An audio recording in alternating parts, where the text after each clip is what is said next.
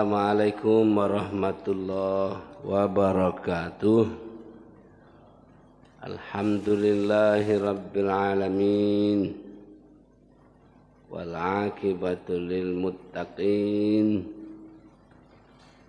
Asyhadu an la ilaha illallah wahdah la syarikalah. Wa asyhadu anna Muhammadan abduhu wa rasuluh la nabiyya ba'dah. Qala ta'ala a'udzu billahi minasy syaithanir rajim. Bismillahirrahmanirrahim. Amma man a'ta wattaqa wa saddaqa bil husna sanuyassiruhu lil yusra. Sadaqallahul azim. Bapak Ibu, saudara-saudara sekalian, mari kita bersyukur. Alhamdulillah. Salawat dan salam semoga Allah limpahkan kepada Nabi kita Muhammad sallallahu alaihi wasallam. Bapak Ibu, kehidupan kita di dunia ini tentu tidak lepas dari masalah-masalah kehidupan. Kira masalah kemarin selesai, habis, tidak ada lagi. Masih begitu ya terus. Tinggal lagi kita memilah-milah dan memilih-milih soalan-persoalan, masalah-masalah. Namun sebelumnya kita sampaikan perbedaan persoalan dengan masalah. Guru nunjuk soal, ada jawabannya. Persoalan itu ada jawabannya. Yang agak berat itu masalah. Masalah ini terkadang tidak ketemu jawabannya. Tinggal lagi kita memilah-milah, memilih tadi. Ada yang segera diselesaikan, ada yang pacak ditunda agak sehari, seminggu, sebulan, ada yang lama harus diselesaikan. Itu rata-rata kayak gitu, Pak. Ada masalah, ini cak mano ini cak mano, tunda dulu besok. Kalau B ada jalan keluarnya, way out kata Pak, betul. Jalan keluarnya.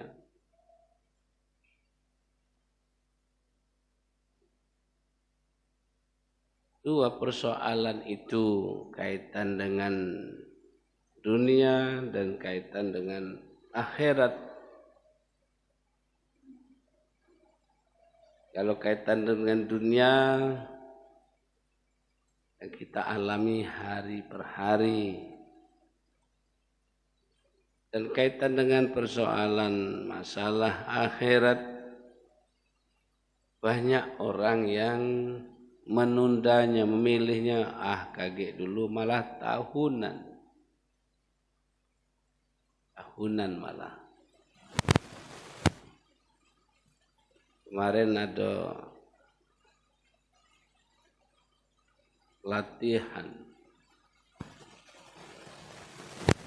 itu menggugah hati kita.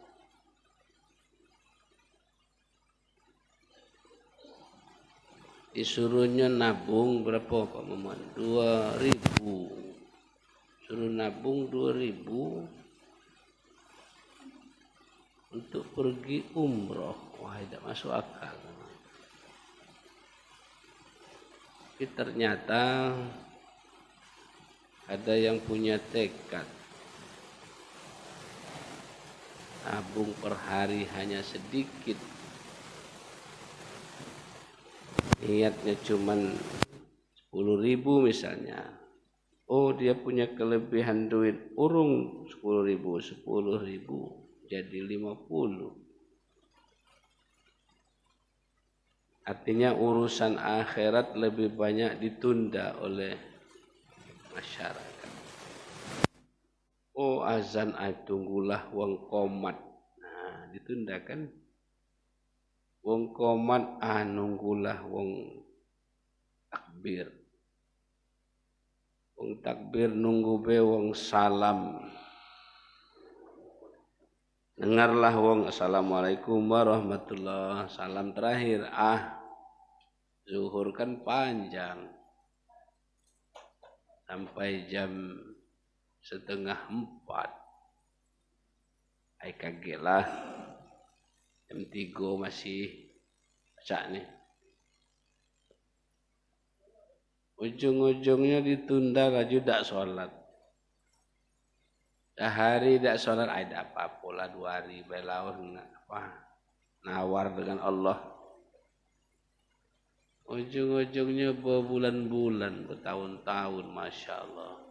Urusan akhirat, urusan untuk kehidupan kita di akhirat. Banyak kita jumpai melalui firman Allah betapa hebatnya kehidupan di akhirat itu yang tidak atau belum pernah kita rasakan di dunia ini. Contoh yang ringan, ibu-ibu mau masakan. Ya akhirat kage kullama ruziku minha min samaratir rizqa. Kullu itu setiap saat, setiap ada kemauan. Sebut baiklah, tidak perlu ibu mencari gas, tidak perlu nak nyari kuali, tidak perlu nak nyari macam-macam. Sebut baik aduh, kan hebat.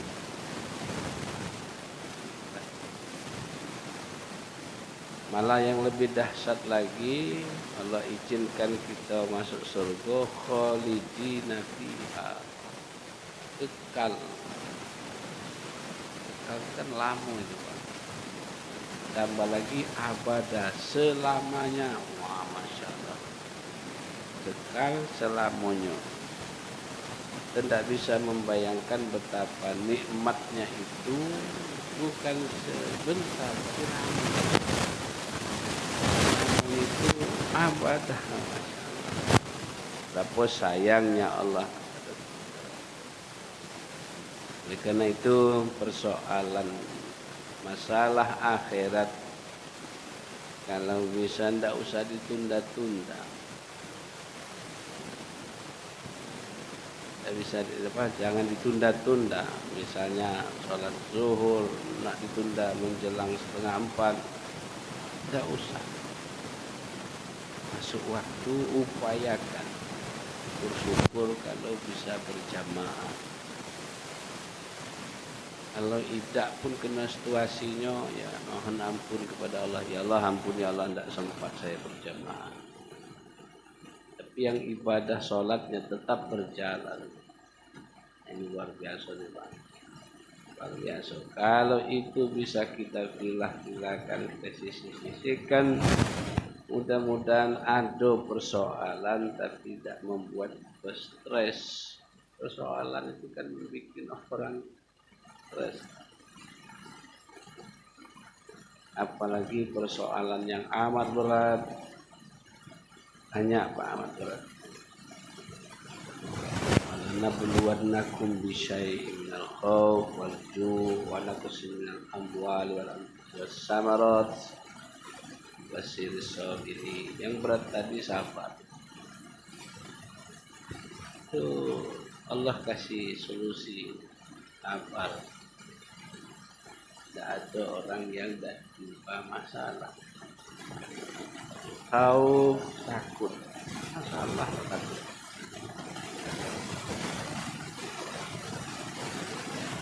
Tapi takut di sini tidak usah lari.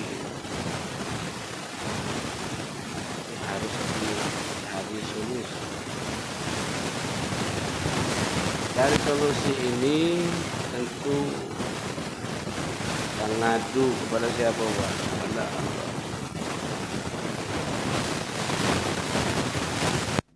Itulah ngadu sesama kawan, lah ngadu kepada pejabat misalnya.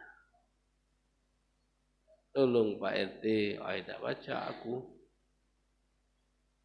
Tolong Pak Lurah, bukan wewenang aku. Camat, wali kota, gubernur, sampai ke presiden. Bukan wewenang aku, bukan aku yang pacak buat jalan keluarnya. Udahlah, melapor kepada Allah Subhanahu wa Ta'ala. Beberapa penjelasan dalam Al-Quran, melapor yang paling bagus kepada Allah. Ya Allah, tunjuk jalan keluar, ya Allah. Kapan yang bagus melapor itu? Setiap kita beribadah. Apa ibadah yang rutin setiap hari? Sholat. Sholat. Kapan itu yang bagus? Hajud di malam hari. Saya sering nelpon, Pak, kalau siang tuh banyak gelombang telepon. Ini nelpon, akhirnya ngehang. Tapi kalau dikit orang nelpon lancar, siang agak ribut, malamnya tidak banyak. Tidak banyak nelpon. Kita pun bermohon kepada Allah di malam hari, taruhlah Pak, dari 100 itu mungkin ada yang 10 hajutnya. Alhamdulillah, melapor kepada Allah Subhanahu wa Ta'ala. Artinya berdoa kepada Allah supaya ada solusi yang terbaik. Maesar mati takut, masuk lapar, Pak. Lapar itu artinya kekurangan. Itu bedanya di daerah tanah haram itu, izin Allah Bapak ya, makan kurma sikobe tahan berjam-jam lapar. Di kita ini lah makan tempe, lah makan celimpungan, apa nama itu? Gitu. Lah makan nasi, lah makan macam-macam. Nasi. Baca dalam sejarah Nabi, hanya 3 biji kurma dia tahan sampai pagi sampai malam. Keberkahan kasih oleh Allah Subhanahu wa Ta'ala, daerah itu tunjuk keberkahan. Salah satu Allah menunjuk berkah itu, di situ banyak orang laksanakan ibadah kepada Allah Subhanahu wa Ta'ala.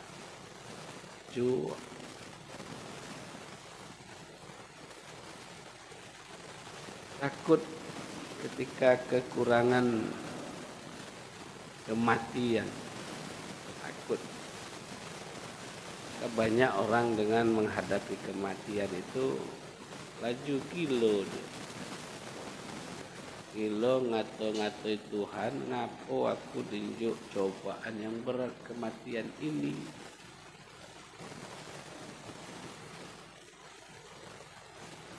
Nah, dulu di kampung saya, cucunya itu melahirkan iutnya.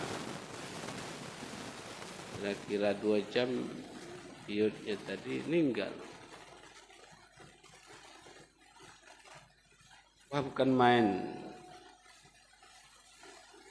Sang nenek tadi meraung-raung nangis. Di antara bunyi tangisannya itu, oh Tuhan, nenek ini nala yang pantas mati. Bukan piut aku yang baru lahir, yang baru semenit 2 menit ini, ngapo itu yang mati? Wah, nenek inilah sakit-sakitan, matilah nenek ini. Wah, itu bukan main, Pak. Kira-kira sejam 2 jam itu emak bayi tadi meninggal pula. Tambah, Pak, tambah dia. La ilaha illallah. Tambah menjerit. Yang baru lahir meninggal, yang cucung muda dari aku lah meninggal pula. Pernah juga saya mengalami ada di satu daerah, bapaknya meninggal, Pak. Bapaknya meninggal, anaknya tadi tidak lepas meluk bapaknya tadi. Saking kesedihnya, saking tidak nerimanya cik dia, matian.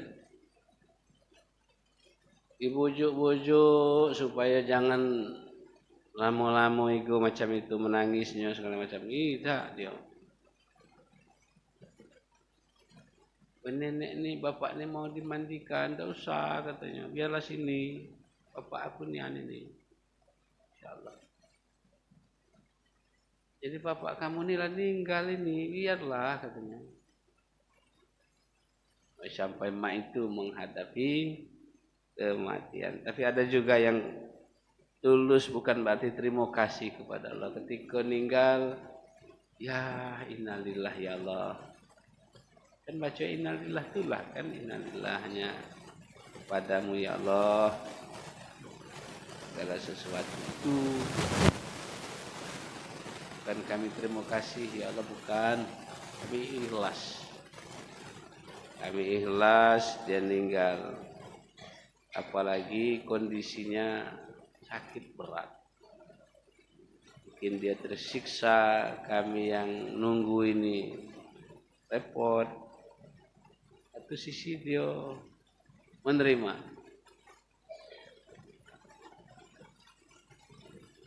Takut.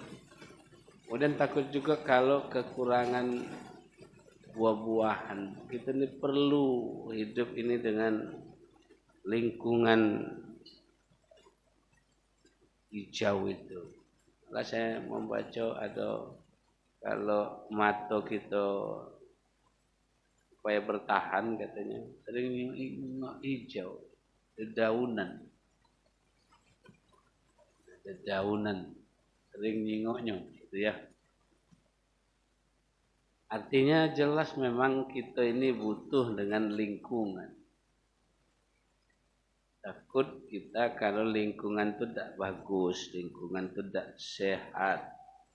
Oleh kesehatan, kapan ada orang DBD, terus semprot lingkungan, terus semprot. Supaya jangan menyebar kepada yang lain. Bapak Ibu yang saya hormati, jadi begitu banyak nian masalah-masalah kehidupan ini, cuman kita tidak boleh lari, kita hadapi, kita cari jalan yang terbaik. Menurut firman Allah dalam surat Al-Lail, supaya ada jalan keluarnya itu yang pertama, amma man ato, orang yang galak ngenjuk ilmunya, ngenjuk pengalamannya, ngenjuk duit, ngenjuk doa. Ini tuh doa bekisi ngenjuk uang. Padahal kan ringan doa itu. Tentang ibu tuh sugi, malah doa terbalik, miskin lah ya Allah ibu itu. Nah, wong doanya supaya bertambah kayanya, tapi sayang kayanya tadi sombong, pelit, sang pilih karyang, medit, kok ketika sikap itu muncul kepada orang kaya, mungkinlah didoakan. Bukan doa supaya nambah, doakan supaya bangkrut. Padahal ketika kita doakan mungkin rezekinya lancar, aduh keberuntungannya di jalan Allah. Itu Pak Cek buka kotak amal. Apa katanya? Kalau dulu banyak Pak yang merah-merah ya. Nah, ini yang hijau-hijau banyak juga, tapi mirip 2000 katanya. Mirip 2000. Duit 2000 mirip 50. Mungkin apa salah nyingok nak wakaf tuh.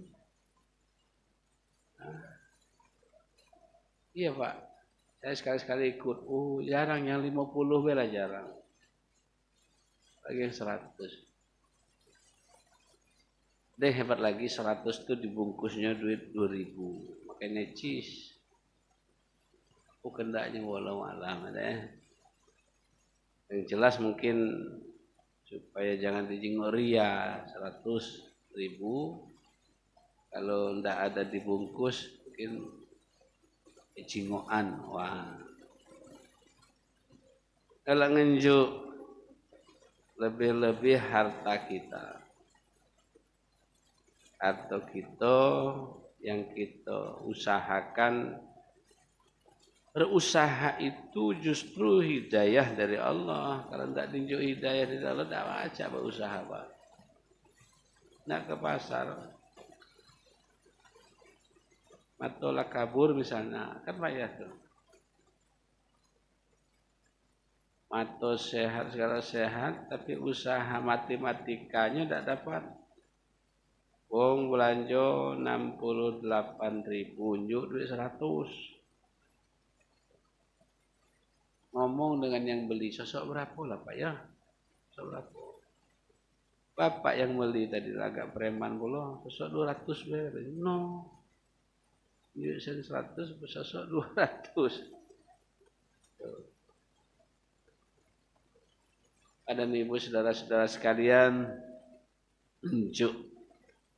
Apalagi yang kita unjuk itu sesuai dengan kebutuhan dia wasya. Dia dapat saya dengar itu buat proposal. Dan tidak usah saya baca, tidak usah apa ini. Kapan dibuka puluhan juta tunjuknya, masya Allah. Melalui hartanya dia bisa ibadah kepada Allah Subhanahu wa taala akibat galak nginjuk tadi. Insyaallah Pak, galak nginjuk jangankan Allah, manusia terima kasih. Manusia terima kasih Pak.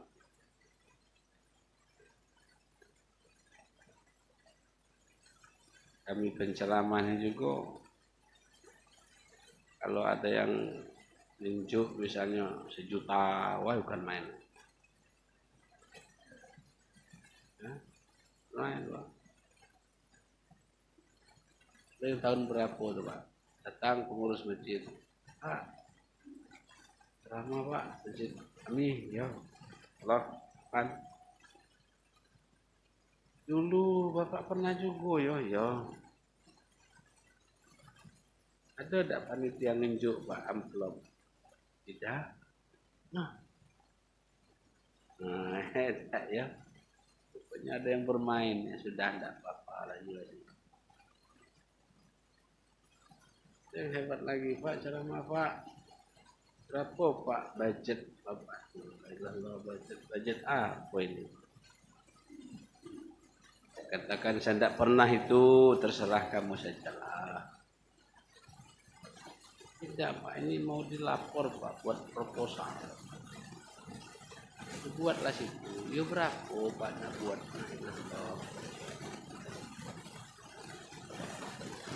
Kamu pilih ya.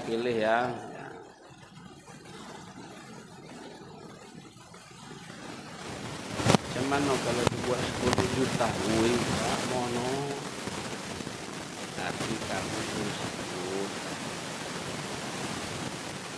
kira kurang 7 juta ya. Terlalu tinggi Pak. Dah, kalau terlalu tinggi saya pernah tak tunjuk uang. Wah, tak mungkin. Nah, gimana? Tapi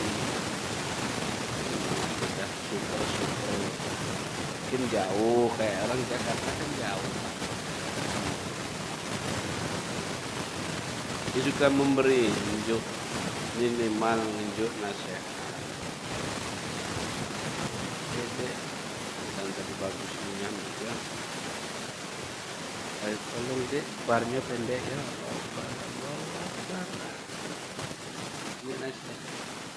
Tapi unjuk nasihat itu berat Pak. Itu tipe orang gak galak. Ada tipe orang yang harus 4 mata, 2 baik. Ada itu tipe orang Pak, apa namanya? Ada tipe orang itu suruh baca buku, itu salah Pak. Ini disuruh kiai pondok tuh latihan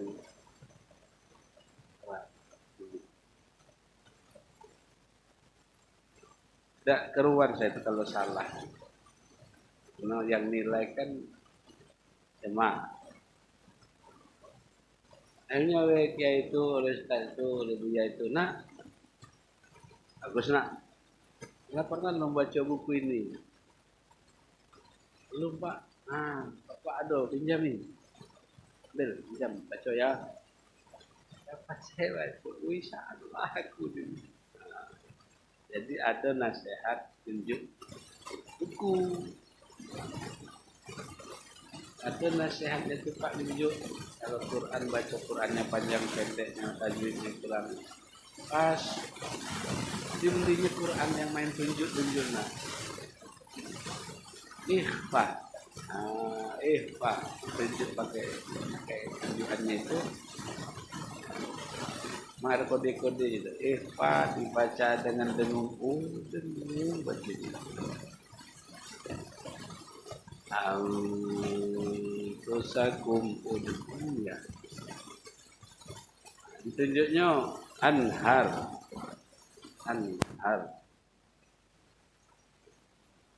Ikhfa anhar. Ini ya. Hanya melalui teknologi makin tunjuknya ada baterainya Pak ya. Ada baterainya, Qurannya itu sudah disetting pula. Anhar ini tidak boleh didengung ternyata. Ada juga yang ngaji anhar itu didengungnya anhar. Yang dengar tadi yang tahu lah Allah.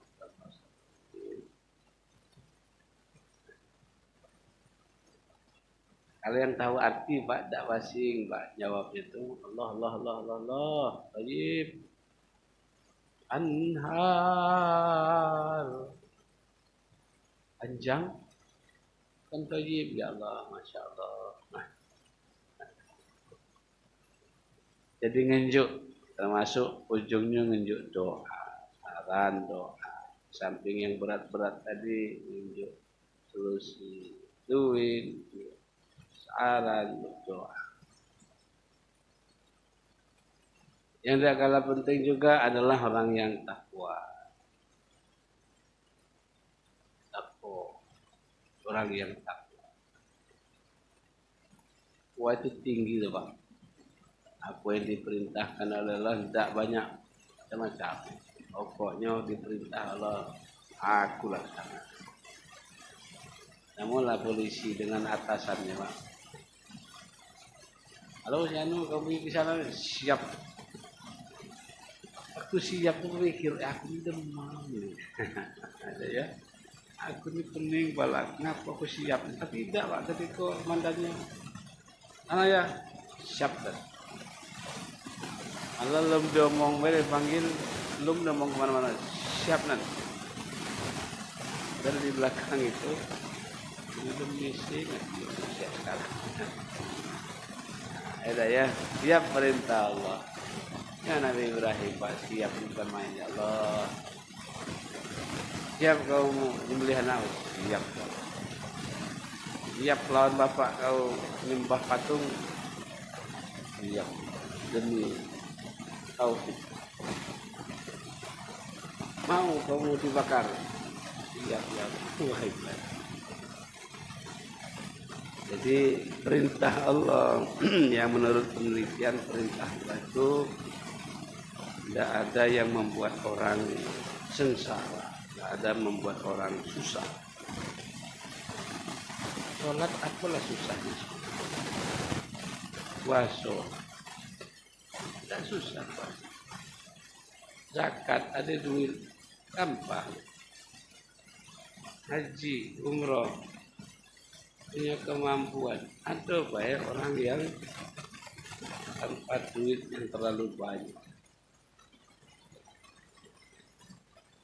Misalnya dapat undangan Pak Firman, undangan dari Raja Arab, wah selesai.